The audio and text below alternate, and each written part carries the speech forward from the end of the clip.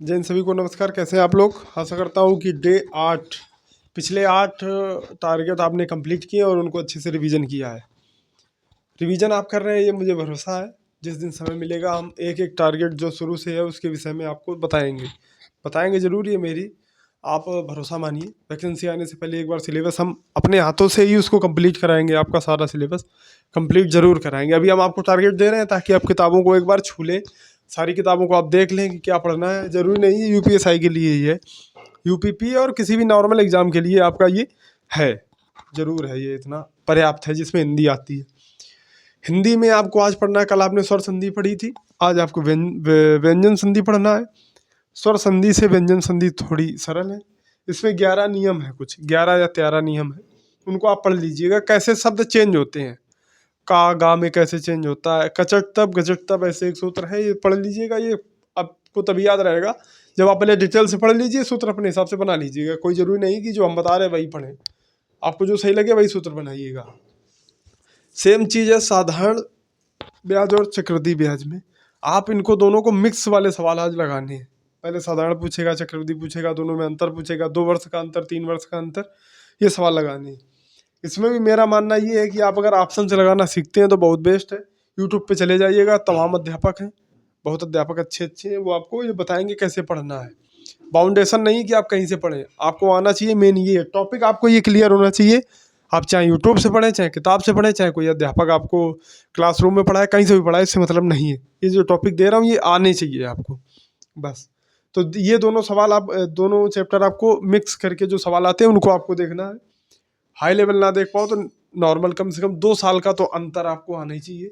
2 साल का जो अंतर होता है। रीजनिंग में आपको क्रम परीक्षण देखना है।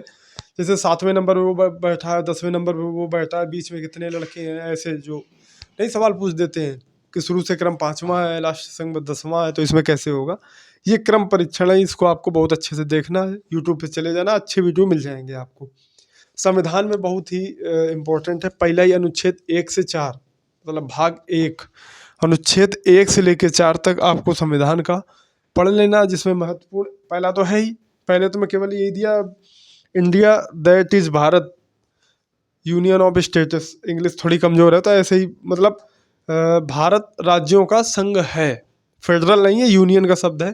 इन शब्दों को जरूर देखिएगा। अमेरिका में फेडरल है, अपने यहाँ यूनियन है, मतलब संघ से राज्य अलग होने का अधिकार नहीं रखते हैं, जबकि अमेरिका में अलग होने का अधिकार रखते हैं। भले ही उसकी प्रक्रिया जटिल है, लेकिन वहाँ अलग हो सकते हैं। यहाँ कोई उनका वही नहीं है, राज्य का अलग होने का कोई प्रावधान ही नहीं है किसी भी प्रकार से, न संशोधन द्वारा न किसी भी प्रक्रिया द्वारा। ये आपको देख लेना है। 2 में भी है, जो 3 में है, किस अनुच्छेद के अंतर्गत हम बाहर वाले विदेशों से कुछ जगह जो है अपने में मिला सकते हैं और अपने से दे सकते हैं। इसमें जो 2-3 वाद आए, बेरूवाली वाद है जैसे, और भी 1-2 वाद आए हैं, मूल ढांचा, उसको आपको उनको भी देखना है आपको। लाइट कट गई थी इसलिए वीडियो रोक दिया था, और लास्ट बचा था। आप देखिए, इसके बाद आपको इतिहास में पढ़ना, तो संविधान में देख लिया ना, अनुच्छेद 1 से 4 भाग 1 आपको कंप्लीट करना है कि इस अनुच्छेद में क्या दिया हुआ है। सवाल हम कल पूछेंगे इसके। इतिहास में आपको गुप्त काल जितने भी हैं, समुद्रगुप्त, ये जितने भी हैं, गुप्त काल को पढ़ना है। ये याद रखना, यूपीएसआई में जो इतिहास हो या कोई भी सब्जेक्ट हो, डीपली इसको ज़्यादा पढ़ने की जरूरत नहीं, क्योंकि इतने सवाल नहीं आते हैं। डीपली सिर्फ संविधान पढ़ना है। तो इतिहास को आपको, गुप्त काल को पूरा रिवीजन कर लेना है। तो ठीक है दोस्तों, तो आज के लिए बस इतना ही टारगेट आप कंप्लीट करिए, पिछला रिवीजन करिए, कल हम एक नया टारगेट देंगे। तब तक के लिए नमस्कार, बस पढ़ते रहिए।